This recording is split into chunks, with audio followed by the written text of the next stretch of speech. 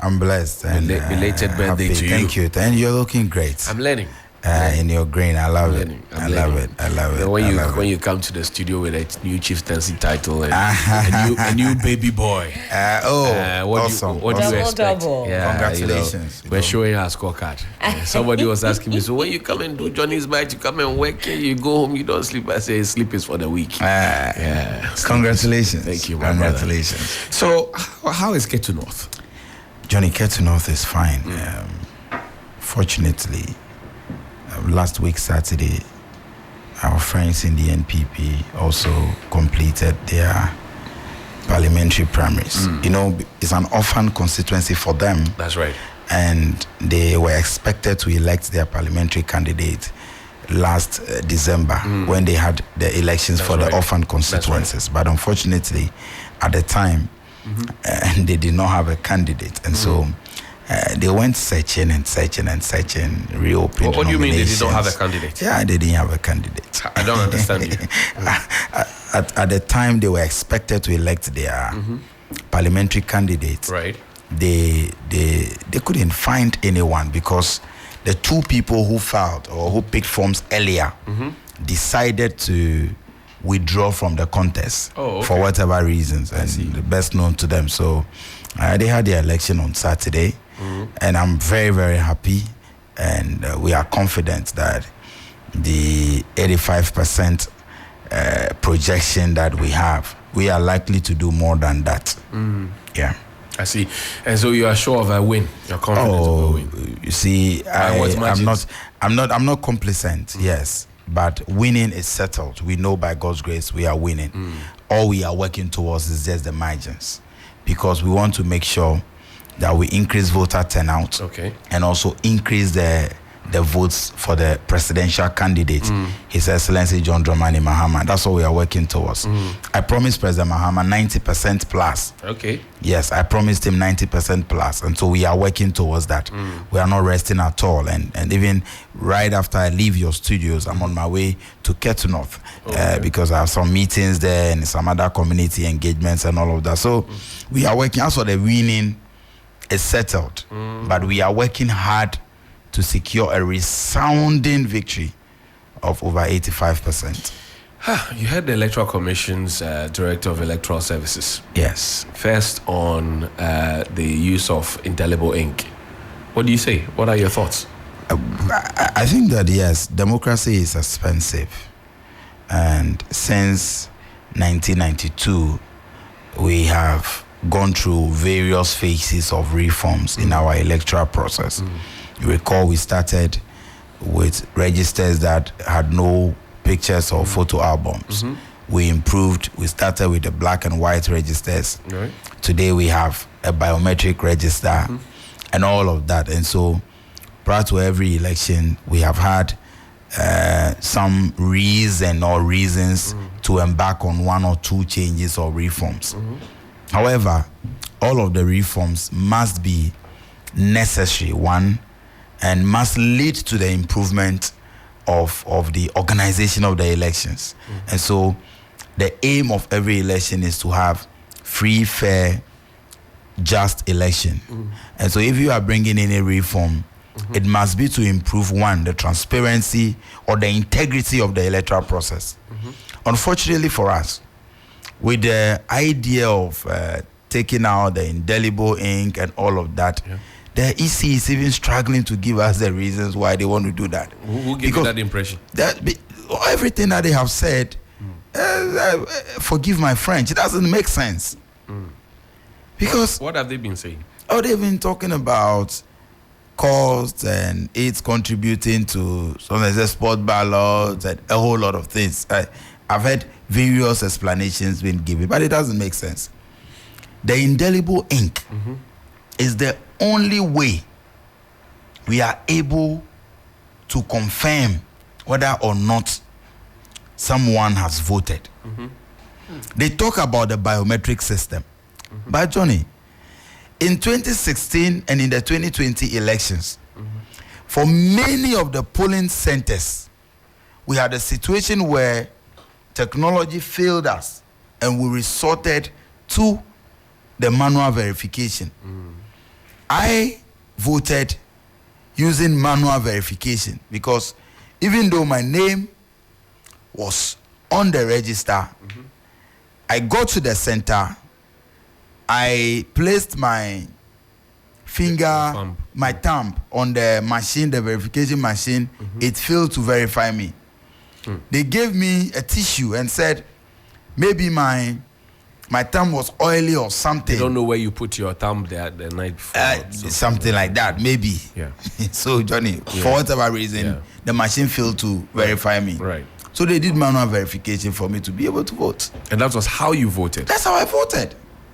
And imagine, but for the indelible ink, I could have come back or returned to the station and claim that you haven't voted. I haven't voted. And the only proof would have been the indelible ink. But when you take it out, you create an avenue for people to take advantage of the system and rig the elections and have multiple votings. So that's indelible ink business. They must even stop discussing it. It's a needless attempt by the Electoral Commission to rig the elections. Do you think with those who are suggesting that the Electoral Commission must go back to the areas that were affected by the Akusobo Dam spill to go and re-register some of the people who might have lost their cards? Because if care is not taken, people could be disenfranchised. Do you share in that view? Well, you see, you can vote without your ID card, but people are naturally not confident when they don't have the card because they are afraid. They fear they may be rejected or returned when they get to the center. So instead of re-registration, I will plead that the EC, because they have a biometric register of all the people, they should go back and do a mop-up of replacement. Okay. So instead of re-registration, replacement. Or replace the cards just for mount the people. your stands for a day or two and ask all the affected people, the victims, who have lost their cards to come and have their cards replaced. That's all.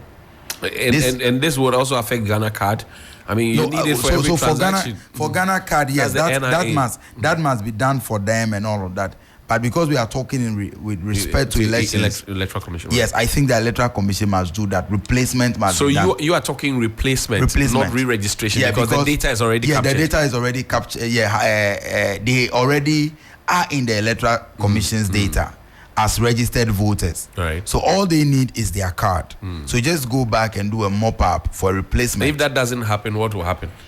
Well, if that doesn't happen, I pray it happens. But what could possibly happen is that we ought to invest a lot in sensitization. The electorates must be made to understand that even without your card, as long as your name remains in the register, you're qualified to vote. So the alternative to organizing this mop-up exercise will be proper sensitization so that they can feel courageous enough to still walk to the center to vote. What do you say to those who think that you are too young to get into Parliament? Edem Agbana is too young. He has to take his time so that, you know, when he grows then he can enter Parliament. I believe that we... What do you say to them? Yeah, I think that you are never too young to lead. And leadership does not reside in physical structure like your body, how big or small, short or tall you are. Leadership does not reside in your age. Leadership does not reside in any of these things. It is about having a vision and the ability to execute the vision and serve your people with integrity. And I believe that I am more than qualified to be in Parliament. And here in Ghana, we have seen people who entered Parliament younger than I am. The Honorable Samuel Okudzeto Ablakwa entered Parliament at the age of 32. The Honorable Sam George entered Parliament before his 31st birthday. But look at their performance. Dominic Nitiwo. Look at Joycelyn Tete.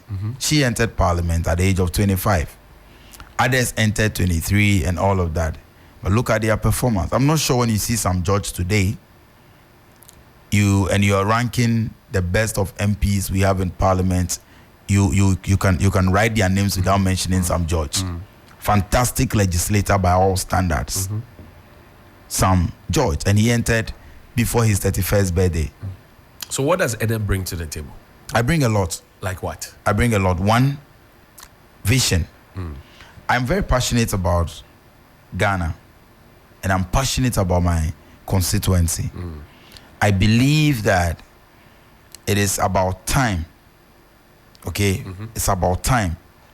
We have leaders who truly represent the young people in this country.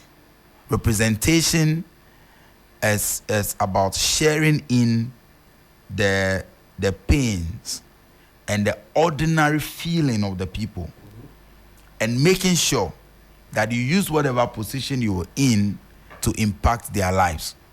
I bring a very good vision to the table. For example, I was telling my colleagues yesterday at a meeting that when I enter Parliament, one of the first bills, whether it is private member bill or by God's grace, John Mama will be in power so we can push it from cabinet level, that I want us to work on is that everybody is talking about entrepreneurship as a solution to unemployment. But nobody is talking about how young entrepreneurs can raise funding. Do you know we can create what we call a startup bank, where instead of government bringing 10 million, 20 million, 50 million and sharing to party apparatchiks in the name of investing in startups, that money is put in that bank.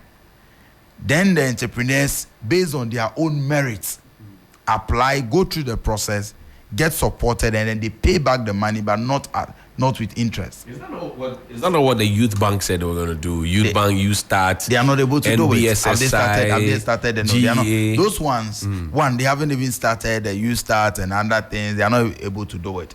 But even apart from that, what's the difference with this is that those ones, the disbursement of the money is done by the scheme. Okay. So the selection of beneficiaries is mostly political. Okay. So I am a party executive. Johnny has been appointed as the CEO of this youth start. And where were you when we were fighting for the party? So even when the ideas are not viable, they get the money. Let's go back and check. All the institutions, the firms, the individuals who got monies from government in the name of startups, how many of the startups are still operational? How many of them have expanded? Because the selection criteria. But when I'm giving Johnny money, because he's got a very viable idea, he knows that he is supposed to pay back, though without an interest, but he's supposed to pay back. Johnny will work hard to justify that, to raise the money. Why? Because one, the money is not free.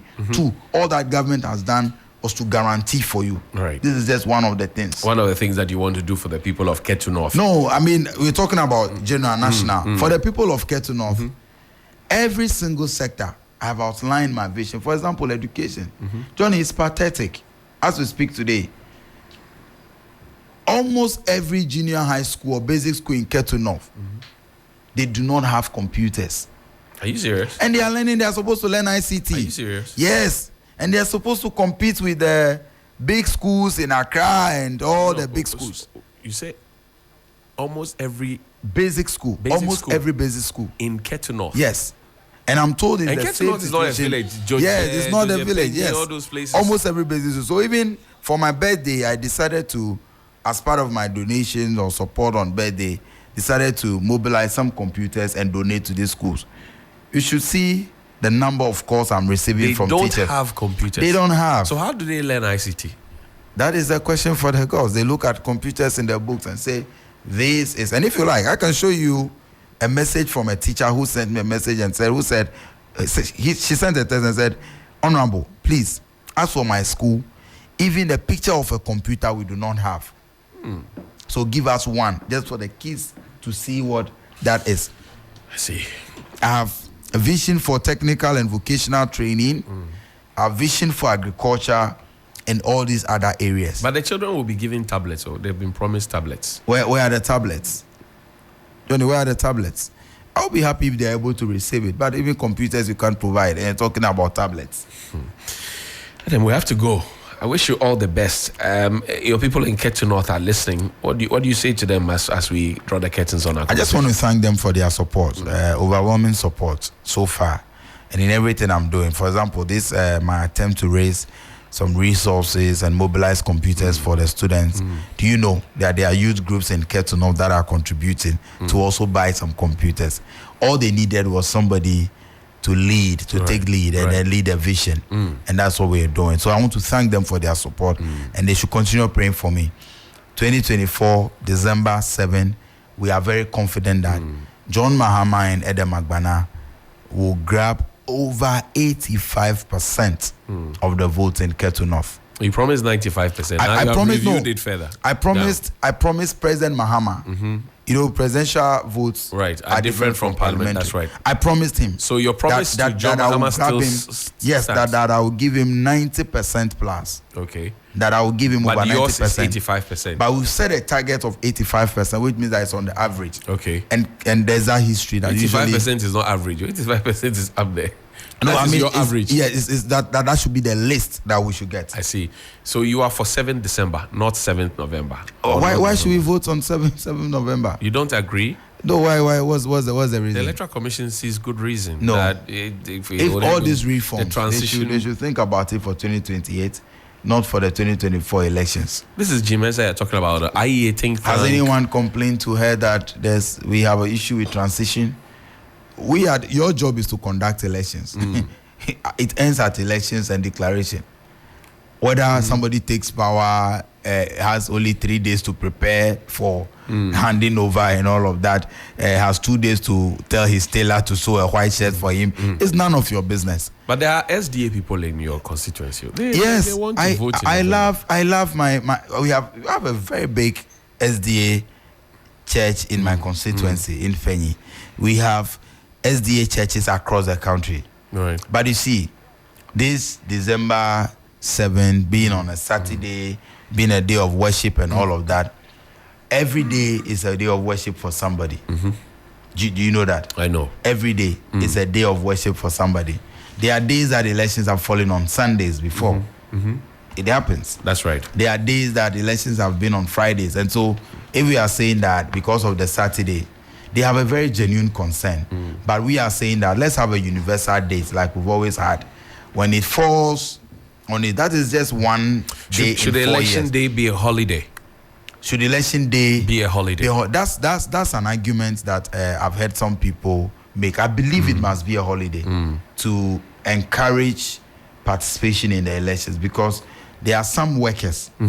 There are some workers who may not want to miss their work, or who may not be granted permission to vote, and people have their votes at various places. For example, today you are working at TV3, so 3FM. I work at 3FM. You work at 3FM. Yes. So you may have your vote closer to where you work. Kanda. Okay. That's where maybe you vote and all that. Maybe tomorrow, your media general can decide to establish a northern sector, and you are taking there as the head of the northern sector for the company. When you are there and it is not a holiday, will you be able to sacrifice your work, come down here to vote? So these are all complicated. Teachers especially are affected. And mostly you use teachers as your agents and election officials. So I think that 7th December, yes, should be a holiday for people to be able to participate in the election. That's my personal view, though. Edem Agbana, I thank you very much indeed for your time. And because Edem Agbana is here, we'll play this one.